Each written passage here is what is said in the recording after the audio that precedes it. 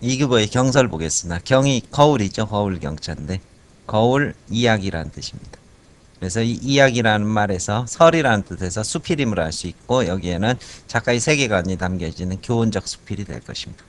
이 작품의 주제를 이해하기 위해서는 이교보를 잠시 이해할 필요가 있는데 이게 그 고려 말기에 그 무신의 난이 일어났을 때 이 사람은 문신이었습니다.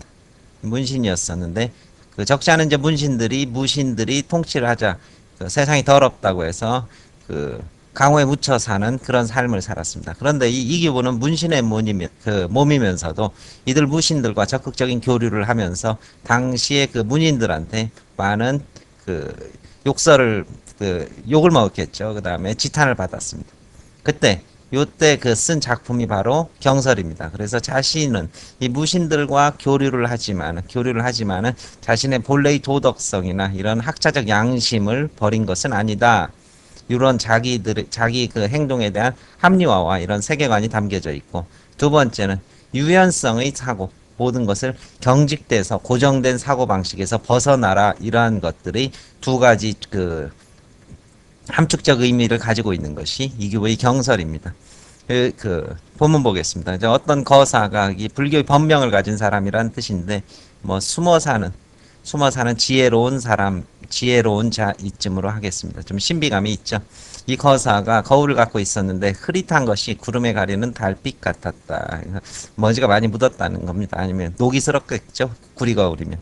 거사는 이 거울을 들여다 얼굴을 가다듬었다. 나그네가 그렇죠. 나그네가 거사를 보고 이렇게 물었다. 여기에서는 바로 대화체 형식으로 되어 있다는 걸 알 수 있을 것입니다. 대화체를 통해서 상대를 어떻게 깨달음으로 유도하면서, 그렇죠?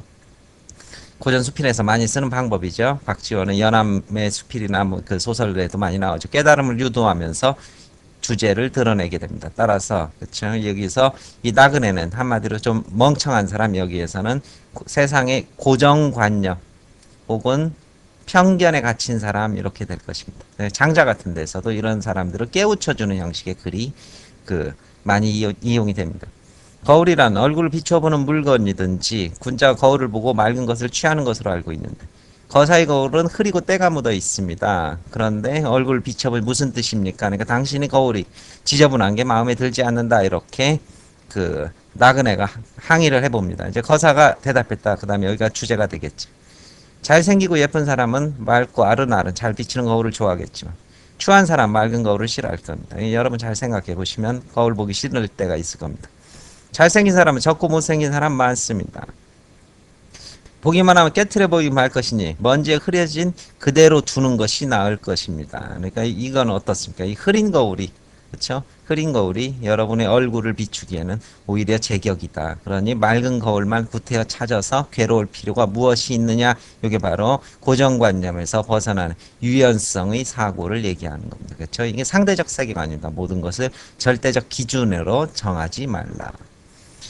그리고 흐리게 된 것은 겉뿐이지 맑은 바탕은 속에 남아있다. 이때의 또 거울이라는 것은 자기 자신일 것입니다. 자기가 이런 무신들과 교류를 한다고 해서 절대 흐리게 된 것이 아니다. 겉으로 보면은 권력자들과 관계를 맺으니 흐려 보이지만 자신의 맑은 바탕, 선비 양심과 지조는 절대 버린 것이 아니고 그 상황 내에서 국가와 나라를 위해서 내가 무엇을 해야 할지 이런 것들을 나는 생각하고 있을 뿐이다. 그러니 잘생기고 예쁜 사람들을 만난 뒤에 갈고 닦아도 늦지 않습니다. 또 새롭게 통치구조가 변하면 그때 또 처신을 달리할 것이다. 옛날에 거울을 보는 사람은 맑은 것을 취하기 위하고 지금 내가 거울을 보는 것은 흐린 것을 취하기 위한 것이다. 세상이 어떻게 잠시 이렇게 어수선하니 그 상황 내에서 내가 새롭게 최선을 다할 뿐이다. 그렇죠? 그러니까 하나의 고정관념에서 벗어나라, 이상스럽게 생각합니다. 나그네는 아무 할 말이 없었다. 수긍하는 겁니다. 수긍함으로써 이 주제에 대해서 동조를 하게 된다. 이렇게 해서 경설의 주제의식이 나옵니다. 첫 번째, 상대주의적 세계관. 두 번째, 그리고 자신의 현실에 있어서 이 처세술에 대해서 그것을 합리화하고 그 세계관을 담고 있는 작품, 이것이 이규보의 경설이 될 것입니다. 마칩니다.